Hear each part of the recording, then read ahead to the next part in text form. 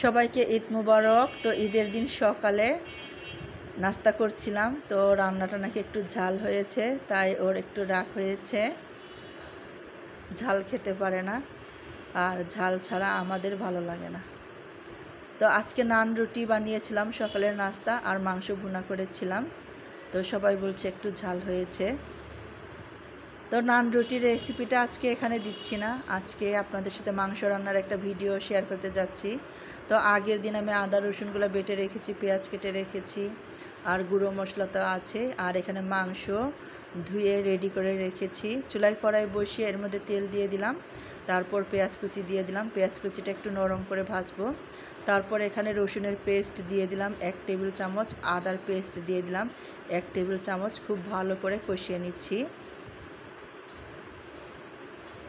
খুব সহজ একটা রান্না, সবসময় যেরকম রান্না করি, আসলে মাংস যেভাবে রান্না করি নর্মালভাবে রান্না করলেও খেতে অনেক বেশি ভালো লাগে।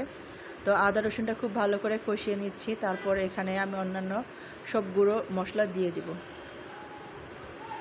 মশলা দেওয়ার আগে একটু পানি দিয়ে দিলাম, যেহেতু গুঁড়ো মশলা, যাতে মশলাটা পুড়ে না যায়। তো ধনে গুঁড়ো দিয়ে দিলাম এক টেবিলের একটু কম, 1 টেবিল চামচের। জিরে গুঁড়ো 1/2 টেবিল চামচ।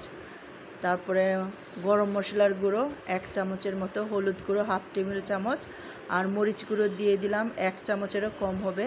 আর রাঁধুনি যে মাংসের মশলার একটা 1 কেজির প্যাকেট আছে, সেটা পুরোটা দিয়ে দিলাম। মাংসের মশলায় কিন্তু মরিচ, হলুদ সব দেয়া থাকে, তাই অন্যান্য হলুদ গুঁড়ো আর মরিচ গুঁড়ো কিন্তু আমি কম করে দিয়েছি। তো মশলাটা দিয়ে পরপর 2-3 বার পানি দিয়ে খুব ভালো করে মশলাটা কষিয়ে নিব। আর এখন লবণ দিয়ে দিলাম, লবণটা দিয়ে খুব ভালো করে মশলাটা কষিয়ে নিব। তো অনেক গরম, এই গরমেও আমি মশলাটা অনেক সময় নিয়ে কষাচ্ছি, কারণ ঈদের দিনের যেহেতু রান্না করছি, একটু যেন ভালো হয় অন্যান্য দিনের থেকে, সেটার একটা চেষ্টায় আমি মশলাটা কিন্তু একটু সময় নিয়ে কষাচ্ছি। নর্মালি আমি এত কষাই না, আমার মনে হয় যে এত কষানোর দরকার নাই, খেতে ভালোই লাগে। তো মশলাটা খুব ভালো করে কষিয়ে নিয়ে আমি মাংসটা দিয়ে দিলাম। মাংসটা দিয়ে আমি খুব ভালো করে নেড়ে চেড়ে এটাকে ঢেকে মিডিয়াম আঁচে রান্না করব। আগুনটা কমিয়ে একটু সময় নিয়ে রান্না করব। এটা বসিয়ে রেখে আমি নান রুটিটা বানিয়েছিলাম। নান রুটির রেসিপিটা আপনাদের সাথে আরেক দিনই শেয়ার করব, বা জানি না কবে করতে পারবো। আর আমার আরেকটা রান্নার চ্যানেল আছে, সেখানে আপনারা চাইলে আমার নান রুটির রেসিপিটা দেখে নিতে পারেন। লাকি রুগাস কুকিং নামে একটা আমার রান্নার চ্যানেল আছে, একটা পেজ আছে, সেখানে আমি সেই নান রুটির রেসিপিটা শেয়ার করব। এখানেও আমি একদিন বানাবো এইটার জন্য।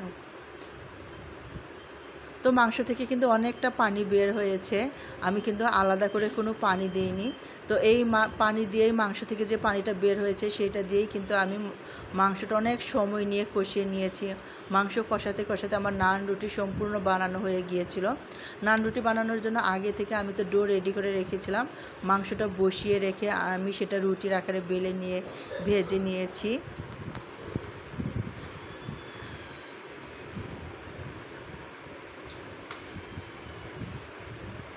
তো মশলাটা এই যে অনেকটা কষিয়ে নিয়েছি, আমি কিন্তু কোনো পানি দিই নাই, মাংস থেকে অনেকটা পানি বের হয়েছে, সেই পানি দিয়েই কষা নিয়েছি।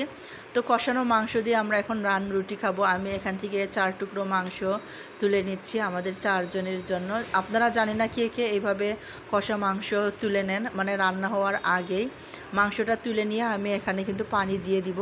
তার আগে আমি 4 জনের জন্য 4 টুকরো মাংস নিয়ে নিচ্ছি। আমি 4 জনের জন্য 4টা নান রুটি নিয়েছি, সাথে 4 টুকরো মাছ আর মাংস আর একটু ঝোল নিয়ে নিচ্ছি, এটাই আসলে হয়ে যাবে। আর দুপুরের যেহেতু রান্নাটা আমাদের রেডি, তাড়াতাড়ি খাওয়া হয়ে যাবে, তাই একটা করে রুটি আমি বেলে নিয়েছি নাস্তার জন্য।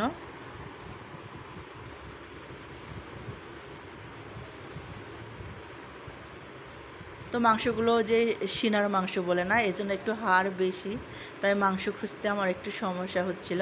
তো মাংসটা আমার একদম সুন্দর কষানো হয়ে গেছে, মাংসটাও আমি তুলে নিয়েছি। এখন আমি পানি দিয়ে দিব। তো ওইটুকু পানি আমি দিয়ে দিলাম মাংসের মধ্যে, একটু মাখা মাখা ঝোল হবে। এখন এটাকে আমি ঢেকে সময় নিয়ে আস্তে ধীরে রান্না করব। আর এই সময়ে আমরা নাস্তাটা খেয়ে নিয়েছি এটা বসিয়ে রেখে। এখন আমি একটু লবণ দিয়ে দিচ্ছি, কারণ আমি দেখেছি খাবার সময় লবণটা একটু কম ছিল, পানি দেওয়াতে একটু লবণটা আরেকটু কম হবে। পানিটা দিয়ে আমি সময় নিয়ে রান্না করেছি, তো আমার রান্নাটা এরকম হয়েছে। খাবার আগে একটু গরম করে নিলেই এটা কিন্তু হয়ে যাবে। সকাল সকাল রান্নাটা শেষ করে ফেলেছি ঈদের দিনে। সবাইকে ঈদ মোবারক জানাচ্ছি।